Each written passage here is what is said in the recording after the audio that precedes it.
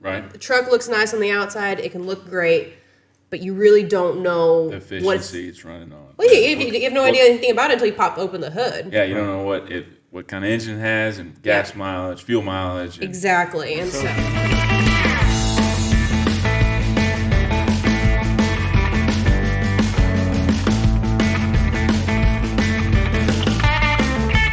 I'm Sterling. I'm Harrison. And this is Hard on the Paint by Big Country Equipment. All right, introduce our guest, Harrison. Well, this is Emma Coffman. Where are you from, Emma? I'm from Central Texas, What part? a little north of Temple. All right. Where you live now? I live a little north of Lubbock, so went from Central to Panhandle Red Dirt, from trees to no trees. What, do you like it? I do, yeah.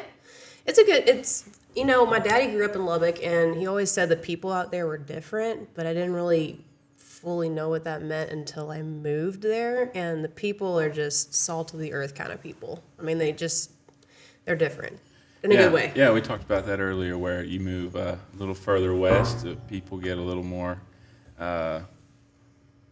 chill, if you will, Yeah. and there's less trees and there's less grass, but the people get better. That's right. That's right, yeah. No, they really are.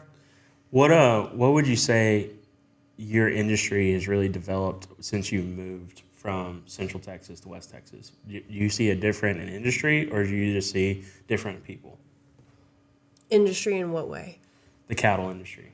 Well, I mean, I went from cow-calf area, a lot of grass, to more feeder country. That whole Panhandle, Oklahoma, New Mexico area is very much feeder cattle. So a lot of grow yards, stock yards, and so not as much on the cow-calf breeding side. There's still some out there, but the industry is just a different sector.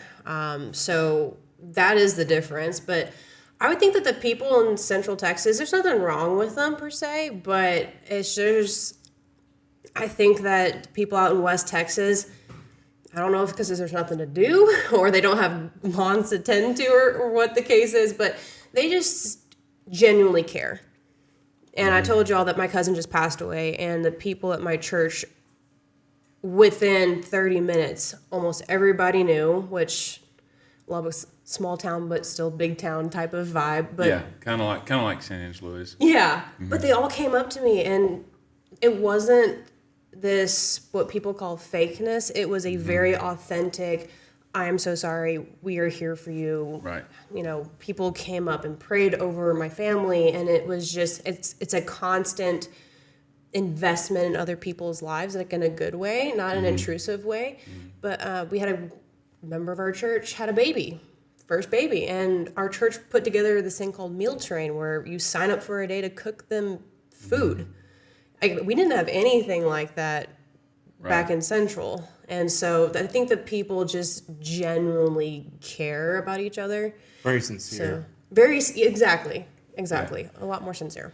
And so earlier we were also talking about, I can't remember the name of the company that you said you worked for that brought you to that Panhandle area.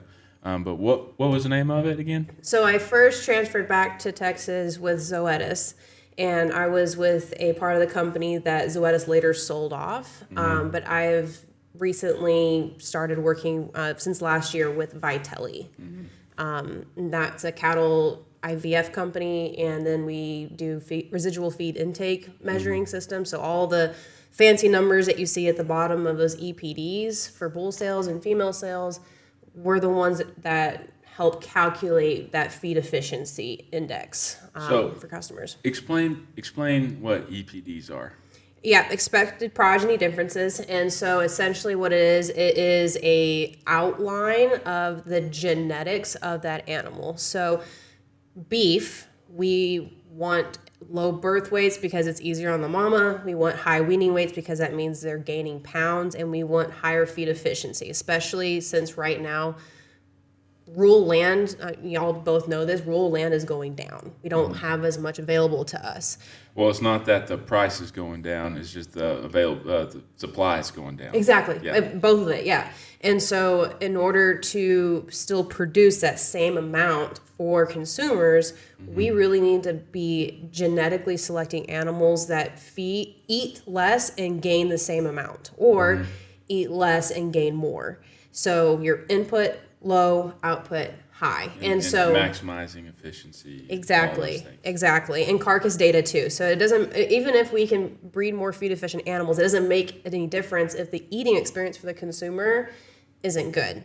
So that carcass data is really important as well. So essentially what that does is for potential buyers, they can see females or males and they can see what their genetics are, and then they can make those purchases based off of their own genetics back home. So if I've got a cow-calf operation and I know that my marbling's really good, I just need to increase that carcass weight, then I'm going to probably be looking for males to help stimulate and increase that carcass weight value.